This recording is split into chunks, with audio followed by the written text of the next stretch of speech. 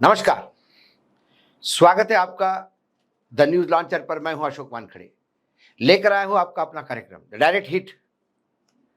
राहुल गांधी ने ऐसा हिट किया चुनाव आयोग को कि सबकी लाइन लेंथ ही बिगड़ दी। चुनाव आयोग शराब बोतल की बात करने लगा। अमित शाह जी फिर नेहरू के पीछे छुपने लगे। शशि थरूर भी आश्चर्यजनक रूप से चुनाव आयोग पे ही सवाल उठा रहे हैं और कह रहे हैं कि सीरियस इश्यूज है, सीरियसली जवाब देना चाहिए। राहुल गांधी ने प्रेस कॉन्फ्रेंस में क्या कहा, इस पे बहुत कुछ बातें हो चुकी है। उसके बाद चुनाव आयोग ने जो बात कही उसे जो मीडिया लिख रहा है, पहले यदि वो गोदी मीडिया की बात करे या जो रेगुलर मीडिया है उसकी बात करे तो आपको पता पड़ जाएगा कि क्या क्या हेडलाइंस लिख रहे हैं। मतलब आज की सबसे बड़ी खबर हो गई कि चुनाव आयोग ने राहुल गांधी को करारा जवाब दिया। कौन सा करारा जवाब दिया, देखिए इसी पे कुछ हेडलाइन। जैसे कि मैंने कहा, इंडियन एक्सप्रेस की एक हेडलाइन है, serious questions must be addressed, EC must act, Tharoor on Rahul's poll rigging claims. Shashi Tharoor ने क्या कहा? Indian Express, voter list purification not happening for the first time, your great grandfather Nehru initiated it. Amit Shah to Rahul Gandhi, Nehru के खिलाफ पीछे जो छुपते हैं। टीवी 9, पुरानी बोतल में नई शराब, राहुल गांधी के आरोप पर चुनाव आयोग का तीखा पलटवार। आएंगे उस पर भी। नवभारत, पुरानी बोतल में नई शराब, ईसी ने राहुल गांधी पर कसा तंज, आरोपों को बताया बेबुनियाद। आज तक, पुरानी बोतल में नई शराब, राहुल गांधी के आरोप पर चुनाव आयोग ने दिया जवाब। दैनिक जागरण, पुरानी बोतल में नई शराब जैसा, राहुल गांधी के आरोप पर चुनाव आयोग का पलटवार। क्या कहा चुनाव आयोग ने? राहुल गांधी के आरोप क्या थे? ये सब हम अब विश्लेषित करेंगे। चुनाव आयोग ने कांग्रेस सांसद राहुल गांधी के वोट चोरी वाले आरोप पर पलटवार किया। आयोग ने कहा, राहुल गांधी एक घिसी पीटी बात दोहराई। साल 2018 में मध्य प्रदेश के तत्कालीन अध्यक्ष कमलनाथ ने यही राग अलापा था। राहुल गांधी ने वोटर लिस्ट में खामियों का दावा करने वाले लोगों को गुमराह करने की कोशिश की। कांग्रेस सांसद राहुल गांधी ने बीते दिने प्रेस कॉन्फ्रेंस करके वोट की चोरी जो पकड़ी गई, इसके बारे में आयोग ने भी संज्ञान लिया। आयोग ने कहा कि राहुल गांधी ने अपनी हालिया प्रेस कॉन्फ्रेंस में एक घिसी पीटी बात दोहराई, मतलब पुरानी बोतल में नई शराब।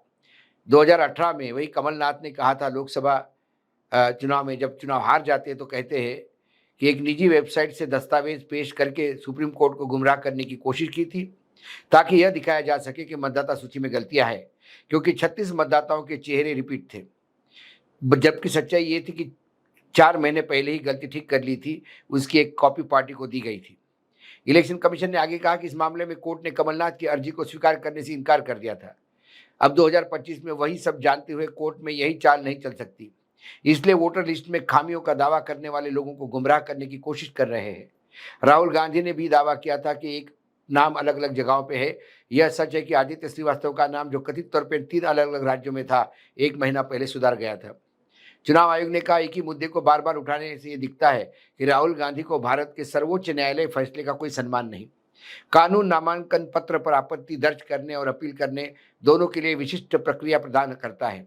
कानूनी प्रक्रियाओं का लाभ उठाने के बजाय उन्हें मीडिया के निराधार दावे करके सनसनी बनाने की कोशिश की।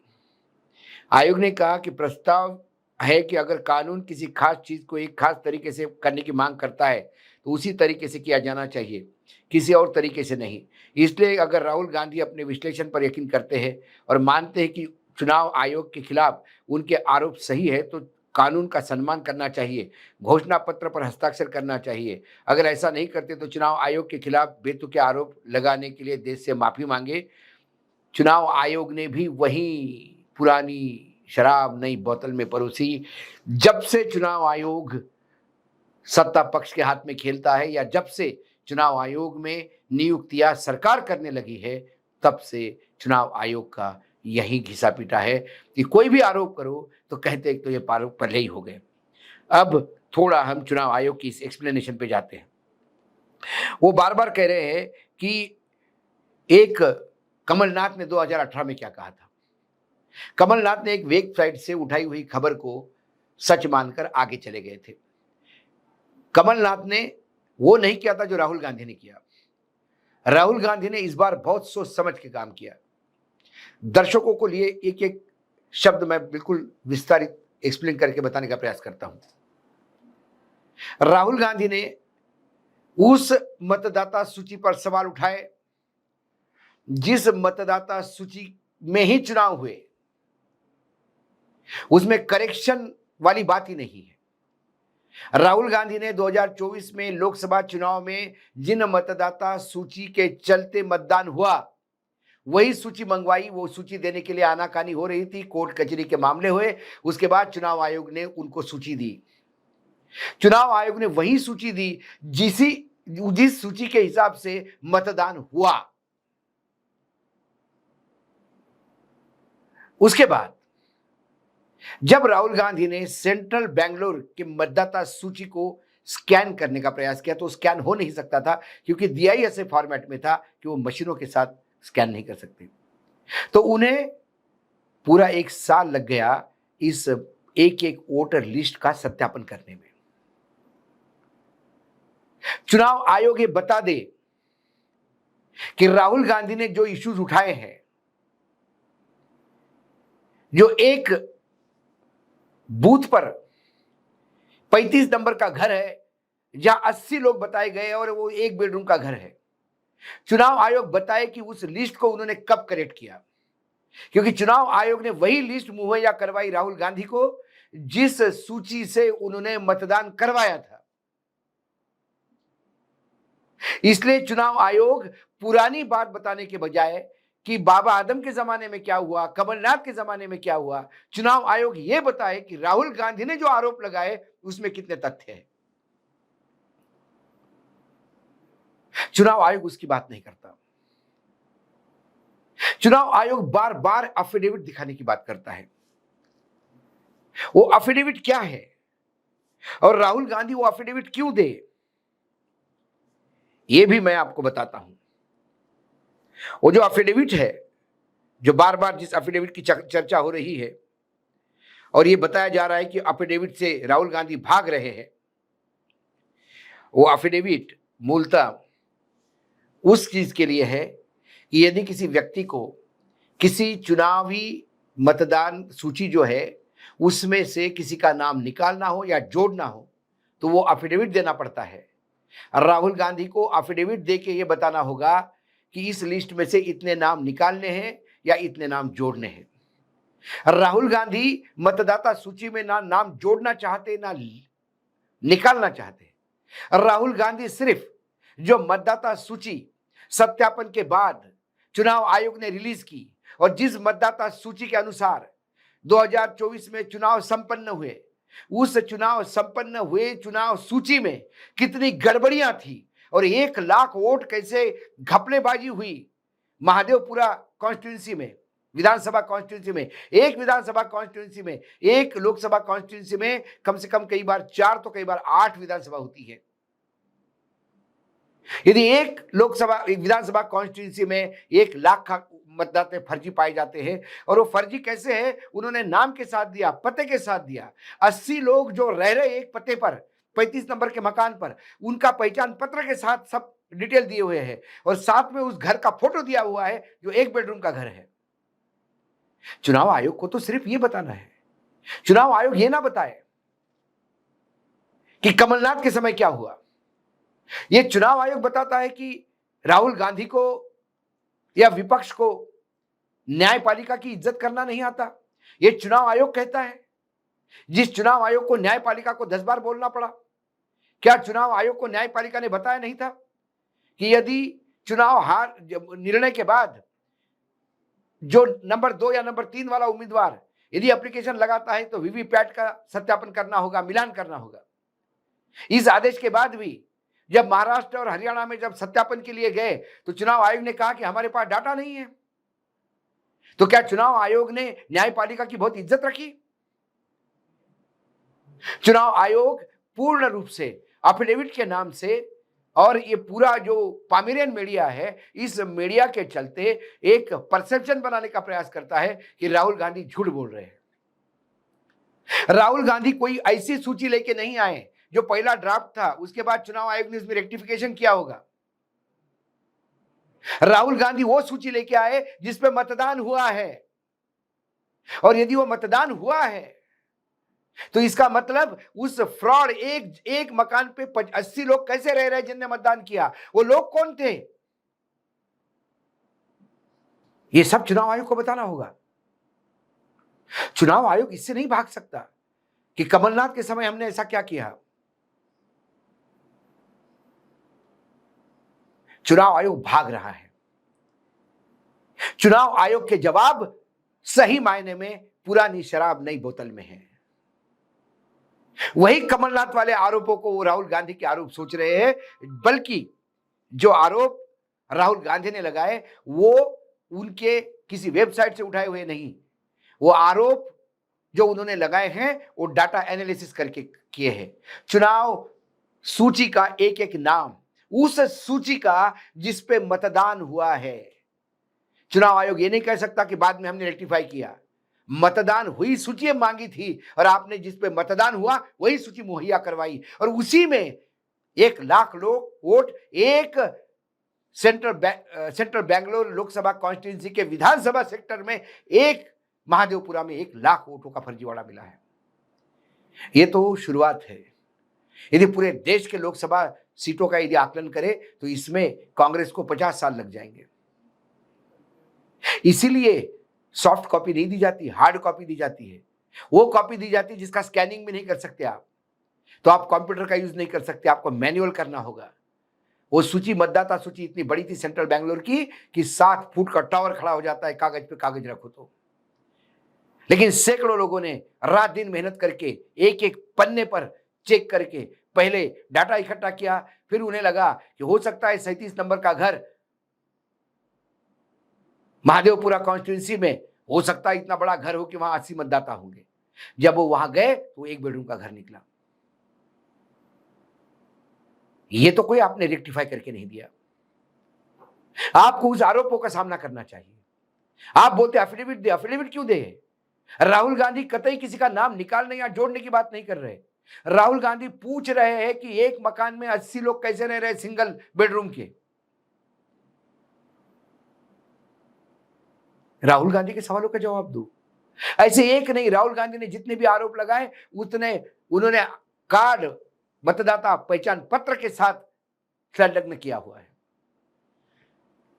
बिहार में फर्स्ट ड्राफ्ट आया अगस्त 1 को, उस ड्राफ्ट में भी ऐसी धांधली है। लेकिन हम ये आरोप सिर्फ ये लगा रहे हैं कि बीएलओ और बीएलओ और बीएलए, ये जो लोग हैं, इन लोगों ने कितना सिंसियरली काम किया, जिसका दावा चुनाव आयोग भर रहा था वो है। लेकिन जो पहला ड्राफ्ट है उस पर मतदान नहीं हो रहा है, इसलिए हम फर्जी मतदान की बात नहीं कर रहे हैं। हम फर्जी सूची बन रही इसलिए बात कर रहे हैं कि 0 नंबर के मकान पे कितने लोग रह रहे हैं, 1 नंबर के मकान पे 124 लोग रह रहे हैं, और वो लोग सभी जाति धर्म के, सभी पूरा मिनी इंडिया बसा है 124 लोगों का 1 नंबर के मकान में। 0 नंबर के मकान है, डबल 0 के मकान है, ट्रिपल 0 के मकान है। बड़ा अजीब है बिहार। लेकिन फिर भी हम कह रहे हैं कि चुनाव में धांधली नहीं हुई। हम चुनाव सूची का फ्रॉड सामने ला रहे हैं। चुनाव सूची का फ्रॉड लाया होगा कमलनाथ ने सामने, लेकिन राहुल गांधी ने तो चुनावी फ्रॉड सामने लाया, क्योंकि उसी मतदाता सूची पर मतदान भी हुआ है। चुनाव आयोग इस सवाल से भागे नहीं। शशि थरूर तो जय मोदी बोल रहे थे। क्यों शशि थरूर ने कहा कि यह सीरियस इशू है, चुनाव आयोग को इस पर सीरियसली एक्ट करना चाहिए। अमित शाह जी बिहार गए।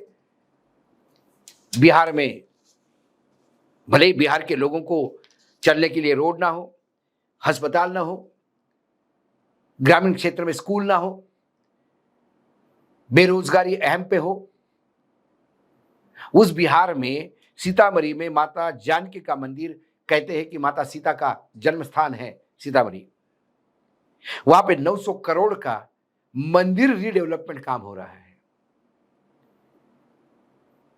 ये अमित शाह जी की अचीवमेंट है। वो कहते हैं मैं बनिया का बेटा हूं, एक एक पाई का हिसाब देता हूं। हिसाब ही दे दीजिए। आपने कहा कि लालू यादव के समय कितना लॉ एंड ऑर्डर का प्रॉब्लम था। अब आप बताइए लॉ एंड ऑर्डर का प्रॉब्लम क्या है? आप पूछिए चिराग पासवान को, आप ही के साथ वाले हैं। उन्होंने ही कहा कि लॉ एंड ऑर्डर का सिचुएशन इतना खराब है कि अब चिंता होने लगी है। कानून व्यवस्था की इतनी दिन दहाड़े लोग गोलियां चला के एक दूसरे का मर्डर कर रहे हैं, घर में घुस घुस के हत्याएं हो रही है। आप ही के साथी, आप ही के कैबिनेट के मंत्री बिहार के चिराग पासवान कह रहे हैं कि लॉ एंड ऑर्डर सिचुएशन बहुत खराब है, और आप कहते मैं बनिया पाई पाई का हिसाब रखते हूं। पाई पाई का हिसाब सिर्फ लेने का रखते हैं, देने का कब रखोगे? सिर्फ लोगे लोगे। बहुत लोगों ने लोकसभा में मदद की है बीजेपी की। देने का टाइम आया तो चुनाव के टाइम पे 68,000 के प्रोजेक्ट दे दिए, 80,000 के प्रोजेक्ट दे दिए। प्रोजेक्ट आते कहां हैं? और जितने प्रोजेक्ट अभी तक बिहार में नरेंद्र मोदी जी अनाउंस कर चुके, यदि वो यथार्थ के धरातल पे उतरते तो बिहार का चमन हो जाता। किसी भी बिहारी को बाहर नौकरी के लिए नहीं जाना पड़ता। और वो कहते हैं कि राहुल गांधी भूल गए, उनके परदादा ने ही ये शुरू किया था। जवाहरलाल नेहरू की बात करते हैं, बिल्कुल किया था। और नेहरू जी ने कहा था purification of voter list should be continuous process. Voter list की पवित्रता बनाए रखने के लिए इसमें निरंतर सर्वे करने की जरूरत है। प्यूरिफिकेशन बोला था, माल फंक्शनिंग नहीं बताया था। आपने तो जवाहरलाल नेहरू का नाम लिया, लेकिन क्या जवाहरलाल नेहरू के समय एक बेडरूम के घर में 80 लोग रहते थे क्या? यह भी जवाब दीजिए जरा। यदि किसी ने उसका अच्छे काम के लिए उपयोग किया तो क्या चुनाव आयोग आज ये बताए क्या उन्होंने प्यूरिफिकेशन किया है? और यदि प्यूरिफिकेशन किया है तो एक नंबर के घर में 124 लोग कैसे रह रहे हैं? क्या लोग आपके सिंसियरली काम कर रहे थे? 1 लाख वॉलेंटियर, 1 लाख ये 3 लाख लोग काम कर रहे हैं। एक इतने परसेंट के फॉर्म भर गए, रोज प्रेस रिलीज आते थे और पामेरियन मीडिया रोज जिंदाबाद जिंदाबाद के नारे लगा रहा था। क्या हुआ पहले ड्राफ्ट का?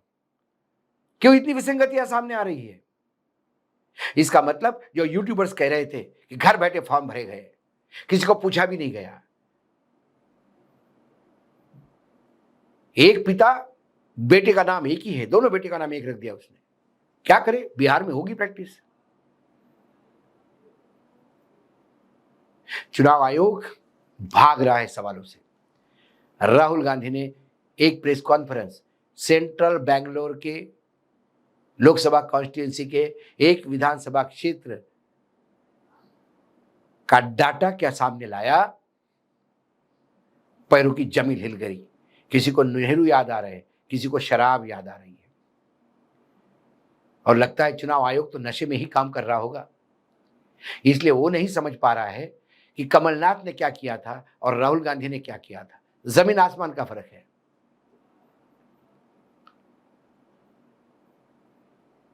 आज डायरेक्ट हिट में इतना ही। कल फिर आऊंगा किसी विषय के साथ। तब तक के लिए नमस्कार। देखते रहिएगा न्यूज लॉन्चर।